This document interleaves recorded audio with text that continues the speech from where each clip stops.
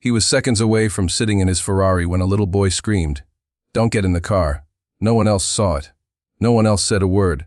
But that child's warning stopped a billionaire in his tracks and saved his life. What was it that a 7-year-old was the only one who noticed? You won't believe who was plotted or the twist that came next. Listen to this story until the end to find out. And please let us know which country you're listening from. Please also subscribe to our channel. It was a calm, sunny morning in the peaceful suburb of Maple Glen, New Jersey. Birds were chirping, sprinklers ticked rhythmically, and the scent of freshly cut grass lingered in the air. Nothing about the day hinted that danger was close. Julian Mercer, a 45-year-old billionaire and founder of Mercurian Technologies, was preparing for what should have been an ordinary morning. He was scheduled to speak at a tech and education gala later that day, where he'd quietly announce a $5 million donation for struggling public schools.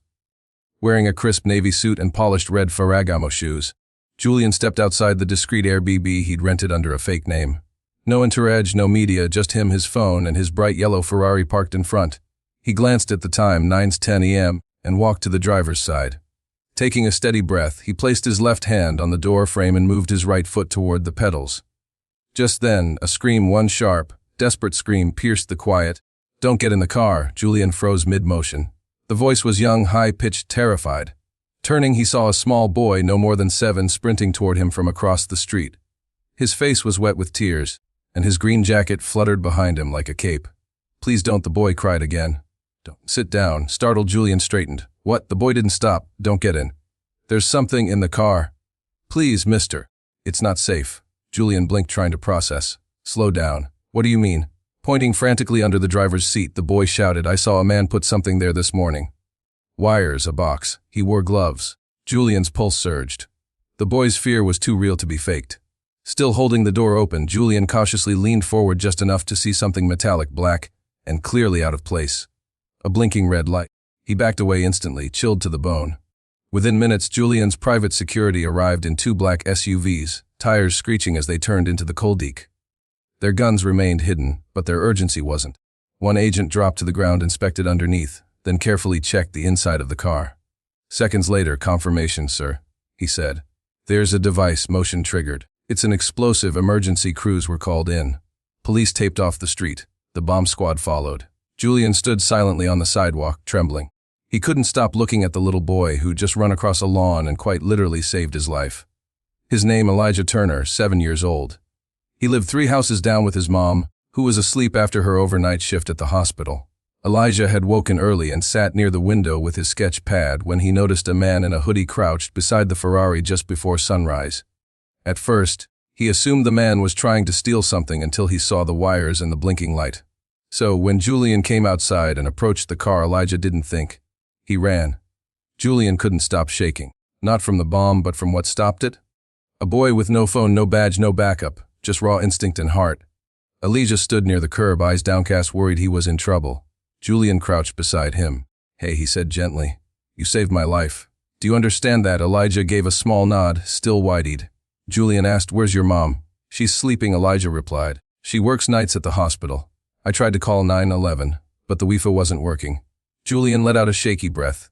"You did more than enough." Later, police confirmed this wasn't some random device. It was deliberately made. Motion triggered to explode the second weight hit the seat and the door closed. Someone had meant to kill Julian. But who? No threats, no notes, just intent. That night, Julian sat in a high-rise hotel suite, security on alert. Reviewing security footage from the neighborhood, a figure in a hoodie appeared at 5:03 a.m. briefly on Julian's driveway, then gone. Something about the walk. Julian paused the footage, he zoomed in. Then it hit him like a punch to the chest. A face he hadn't seen in 15 years. A name he tried hard to forget, Troy Maddox. Years ago, Troy had been one of Verizlink's earliest engineers. Brilliant, driven, and secretly deceitful. He tried selling company secrets and got caught. Julian pressed charges. The arrest ruined Troy's life, wiped out his savings, and cost him custody of his daughter. Now Julian realized Elijah looked just about that girl's age. Pull his file. Julian told his head of security. Every known address, and check on his family too. I want to help them. The agent nodded. Later that night, police confirmed Troy had been released 8 months ago. No permanent address. He'd been spotted in the area 2 weeks earlier. This was revenge, the detective said. No doubt about it. Julian said nothing, but he couldn't stop thinking about Elijah's face. The panic in his voice, the fact that the boy had no reason to care, but did anyway.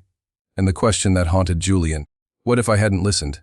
The next morning, Julian came back to the neighborhood not in a flashy car but in a plain black SUV.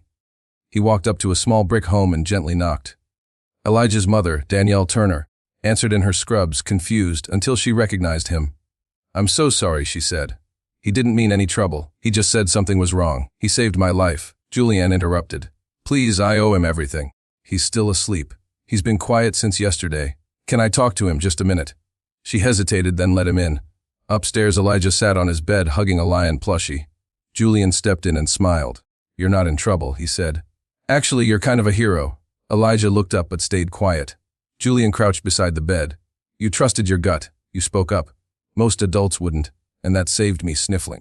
Elijah whispered, "I thought you'd be mad." Julian smiled gently. "I'm not mad, I'm thankful." He paused and said, "Can I tell you a secret?" Elijah nodded. "I was scared too," Julian admitted. "But you made me brave again." Downstairs, Julian sat with Danielle. He learned she worked 2 jobs, that Elijah had no siblings, that his father had died 2 years ago in a factory accident. "We don't want money," Danielle said firm. "Please don't turn us into a story." "I'm not here to chase headlines," Julian said. "I just want to help," and he did. Quietly, Julian paid off their mortgage, set up a trust fund for Elijah, gifted Danielle a car anonymously, and guaranteed Elijah a full scholarship, any school of his choice. Then he did one more thing. At the gala, in front of hundreds of guests and flashing cameras, Julian stepped on stage in a tuxedo. But before his speech, he turned to his side.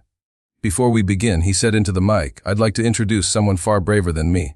Elijah walked out in a little navy blue suit. The crowd gasped, then erupted in applause. Julian knelt beside him and said, "Some people are born into privilege. Others are born with purpose. And when courage meets purpose, lives are saved." He looked at Elijah. After the gala, the two walked outside. No yellow Ferrari, no threats, just a man and a boy tied together by fate.